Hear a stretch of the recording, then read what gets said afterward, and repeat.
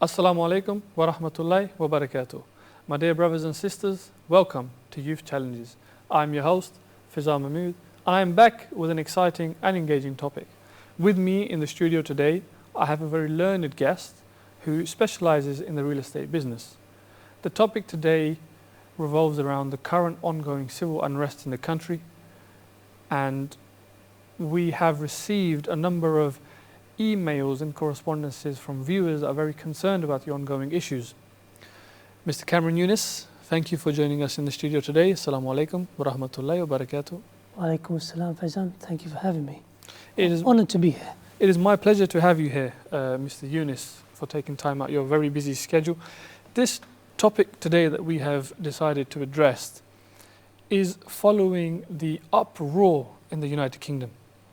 There have been a series of aggressive protests, alleged protests, a lot more like racially instigated attacks on a particular community. And the reason we are discussing this topic is mostly to shed light on how this affects the Muslim community in the UK, the British Muslim community in the UK. So Mr. Yunus, being a British Muslim, a British citizen, how does it make you feel that our Muslim community is being attacked in this regard? Faizan, if I could put it in one word, it's quite scary really. More so because I don't understand this protest. Can we even call it a protest? Because what are they protesting against? The perpetrator of this crime, heinous crime, killing of innocent children, is of black origin and Rwandan. It's got nothing to do with the Muslims. Yet these bigots, I don't know if I could use this word, fascists and Nazis, are attacking clearly Muslim targets. So in Stockport, as we speak, there's agitation, violent disorder, civil disobedience, and they have a mosque that they are targeting. It is worrying because unlike other religions, we Muslims tend to frequent our place of worship 4 or 5 times a day for madrasa purposes. Our children go there, our sisters go there, our mothers go there. So to see that these places are being targeted by this unruling mob, it's very worrying, very worrying. It is worrying indeed, Mr. Yunus, and this is a similar view shared by all of our followers, and that is why we are addressing this topic today. And I'd just like to focus a little bit on something you said, is the fact that we've got nothing to do with it. I mean, I can't help but find the irony in this situation because we have nothing to do with it. The perpetrator of the attack on those innocent children, on those victims, and our condolences do go out to the families. An event like that is absolutely devastating for anyone, especially for parents when you have kids yourself. It's heartbreaking. And to use this tragedy, and I can't help but say this, to use this tragedy to fuel or use it as an excuse for a racist agenda, for a very dangerous agenda, to target a particular community, it's disgusting. I mean, imagine what the families of these victims are already feeling, and then you have these far-right activists who are utilizing this situation to further push their agenda. It's absolutely intolerable. And the fact that it's places of worship, the fact that it's a mosques, the mosque in Southport, the mosque in Sunderland, you know, there's currently unrest in Stoke-on-Trent. The mainstream media is yet to report on this. It's probably taking place as we're talking today. And we don't know where they're going to attack next. They have injured 40 police officers. They have lit fire to a vehicle. They have lit fire to a building. Now, the news that I've seen suggests that the building which initially was lit on fire was a building next door to a police station. However, on social media, it looks as though it's the police station which is on fire. And these are scenes which are unimaginable. It is absolutely worrying that there are a group of people going around in the UK, you know, city by city, attacking mosques. And it just comes to show that we're not safe. We are not safe. And as far as I'm concerned, going to the mosque in this day and age, I wouldn't feel safe. I don't know who's going to turn up outside. I don't know what's going to happen. So I think what we need to discuss a little bit, Mr. Yunus, is the fact that these events have followed a series of misinformation being spread on social media. When the attack first took place at the school, instantly there were news spreading which suggested that the attacker, that the perpetrator, was a Muslim male. The police hadn't officially declared anything. The mainstream media hadn't said anything. It was social media where this narrative was being spread that this Muslim attacker has gone and done this. And based on this false information, a group of very aggressive far-right activists, if I'm going to use euphemisms, have got up and decided that they're going to attack a mosque. How does that make you feel, Mr. Yunus? At the level of, what is the level of influence that social media has on this entire scenario? Faizan, social media, I don't think the people who designed this, implemented this, understood its power. And it's harrowing, and unfortunately, it's a force for good and it's a force for evil. So in this particular case, we can see that it's a force for evil, dissipating misinformation, inculcating the youth with misinformation, which is very, very dangerous. And the net result of that is basically the violent unrest, the basically attacking of a community. Do you understand? So the question I've been thinking about, well, how do you police this? It's the social media. How do you police the information that's put out there that influences us? With the social media, it's harrowing to watch the scenes in Southport. It's harrowing to watch the scenes in Gaza. It's something that cannot be controlled. Now, if they control it, there may be questions asked about freedom of speech and curtailing freedom of speech. And we being a democracy, we can't be seen to be doing that. So the answer to your question is, Faizi, this beast, the social media, is uncontrollable, and it yields so much power. And with power, if I can use a word from a phrase from Hollywood, with power comes a lot of responsibility. And so what I would say, those people who are social media influencers, they need to be responsible with what they're putting out there. So it's a social responsibility. They need to put out factual information rather than infactual information, because there's no policing, there's no fact-checking it before it gets out. Yeah. You can have a very innocent piece of video, could have millions of hits, and the message it sends could be very disastrous. What can I say? It's one of those things that it's a beast we cannot control. Definitely, and social media has played a massive role in the entire unrest that we're seeing today. And I'm not sure if you've been on, for example, TikTok or Instagram recently in these last few days. I have, and honestly, the content I am seeing is very worrying. Now, on TikTok, you can go live. And when you go live, you can invite people to come on and have a discussion with you. There's some kind of limit. I don't know how many people can come on at any one go. The person, so say for example, I go live on my TikTok. People will join and they can comment in the comment box. And they can request to join me. I get to decide out of the list of people who have requested who I can let on. And I was on a particular TikTok live 2 days ago. Or perhaps 2 days ago, when the initial attack outside the Southport Mosque occurred. And on this TikTok live, there was a caption at the bottom which said, "Sunderland Mosque, 8 p.m. tomorrow." This is the day before the events took place in Sunderland. So this TikTok live, along with various other TikTok lives, was used as a platform to spread the fact that to kind of encourage people to come and join us, this is the activity we're going to engage in tomorrow. And the mere fact that they were allowed to be on this TikTok live for hours, generating various views, recruiting people to join them in their malicious mission, just comes to show there is no policing taking place on social media. And I myself, I couldn't help but try and join this live so I could have a word with whoever was on there. So I sent a request. Talk some sense into him, yes? That is that is a massive topic. You can't talk sense to these people. I've come to this, dreadful realization. There is no common sense involved.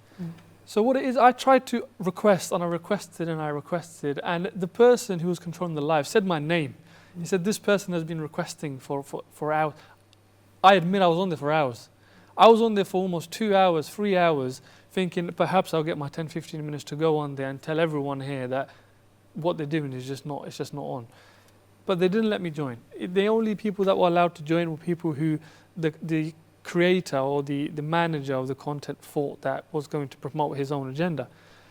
And again, it brings me back to the fact that the mere fact that social media was being used as a tool to recruit these people and nothing was being done about it is absolutely shocking.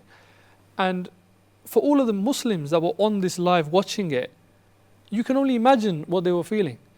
Imagine being a young female or young sister from Sunderland who lives next to the mosque that they were thinking of attacking.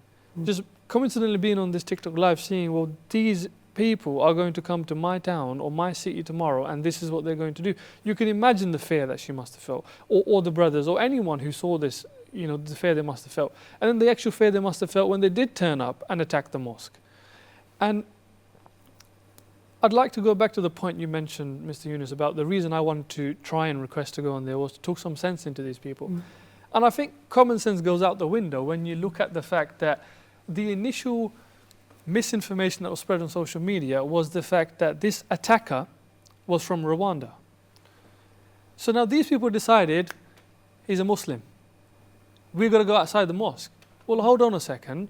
Rwanda, first of all, is a country where 98% of the population is Christian. So where did Muslims come into this equation? Secondly, you don't know who the attacker was. You don't even know for a fact whether he was from Rwanda. You don't know whether a fact how old he is or where he was born. And when the news later came out, when more information was available, it turns out that the perpetrator was a British citizen who was born in Cardiff and who is of Christian faith. None of that relates to Muslims. And having said that, we will always condemn any sort of attack on any community in particular. It doesn't matter whether his faith was Christian. It doesn't matter whether he was a Muslim. It doesn't matter what his faith was. To go outside a place of worship and to carry out an attack is absolutely uncalled for. It's unwarranted. It's unprecedented. It cannot be happening in the 21st century in a democratic country where there is law and order, allegedly.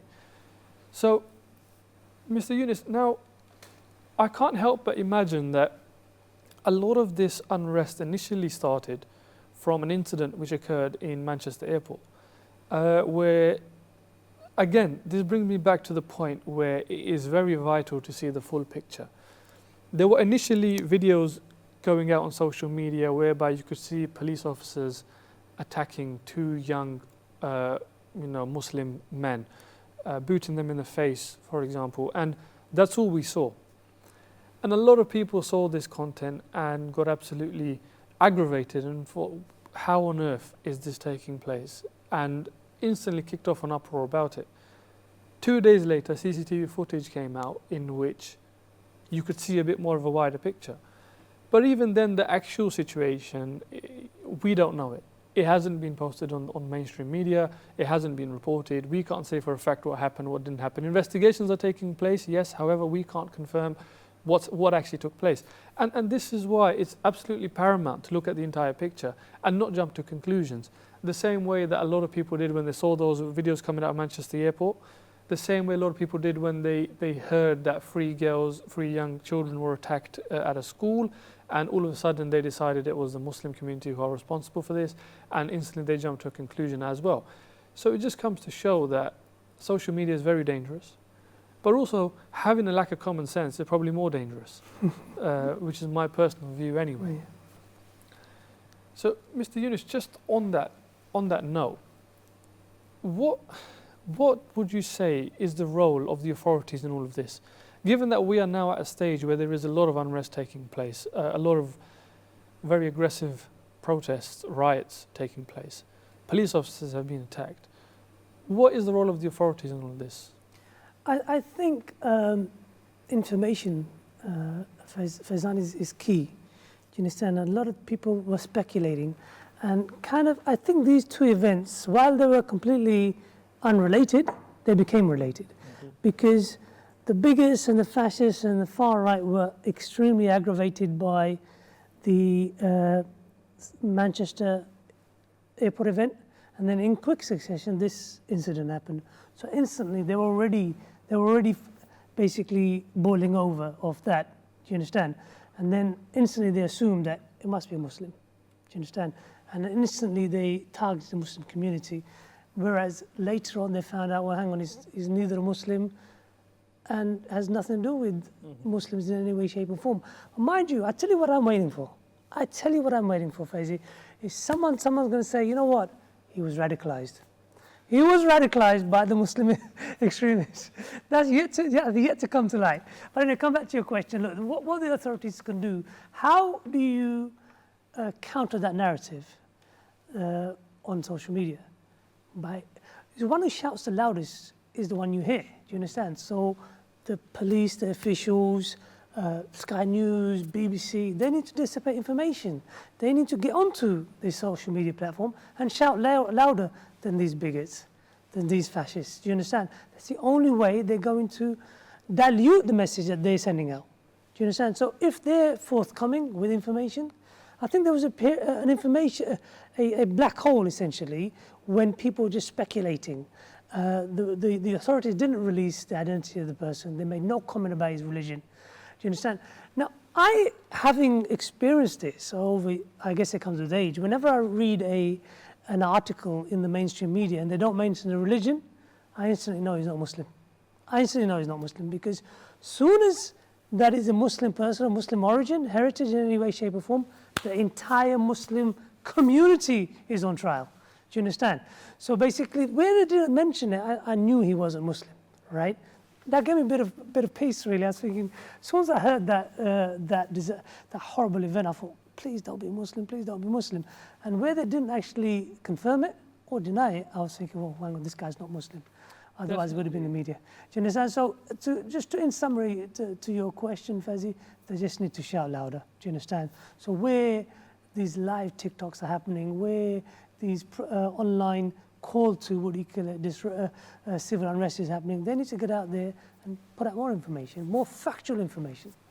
Definitely, they really do, Mr. Yunus. And like you said, the mainstream media is very guilty of that. Any attack which takes place, when it is a Muslim involved, the first thing you see in the headlines is the fact that it was a Muslim. Yes. And often the way they word these things incites hatred in other people. And one thing I would like to mention, actually, and I'll start with a little bit of a story. A couple of days ago, I bought a packet of strawberries. I like strawberries. And they were very sweet. And they usually are from this particular shop that I get them from. So I'm having my strawberries, I'm enjoying them, I'm loving them. And I take one particular one, once I'm, halfway through the pack, and I have one strawberry, and it's absolutely bitter and sour as anything. Now that was one strawberry out of an entire bunch of strawberries, and one of them was sour. And this is exactly how people work. In every community, in every community in the whole world, there will be some people who are just sour, who are bad people. This does not reflect on the community at large. Now, if we, Mr. Yunus, were to adopt the same mentality as these bigots, if we were to assume that because they are going outside mosques, throwing bricks, lighting cars on fire, beating up police officers, lighting buildings on fire, if we were to generalize our view, they look pretty bad to me. However, that is a minority of people in a larger community who are behaving in that way. It does not reflect the character and the behavior and the morals of the community at large. So this hypocrisy that when one person from the Muslim community does something wrong, all of a sudden the entire community is painted as this very bad group of people. And this hypocrisy is absolutely intolerable, to be fair. And Mr. Yunus, we will continue discussing this topic. Okay. We are in the midst of a very engaging discussion, and I'm sure the viewers are very tuned in at the moment. However, it's time for a very short break. So, dear viewers, please stay tuned in and we'll join you after a short break. Assalamu alaikum wa rahmatullahi wa barakatuh.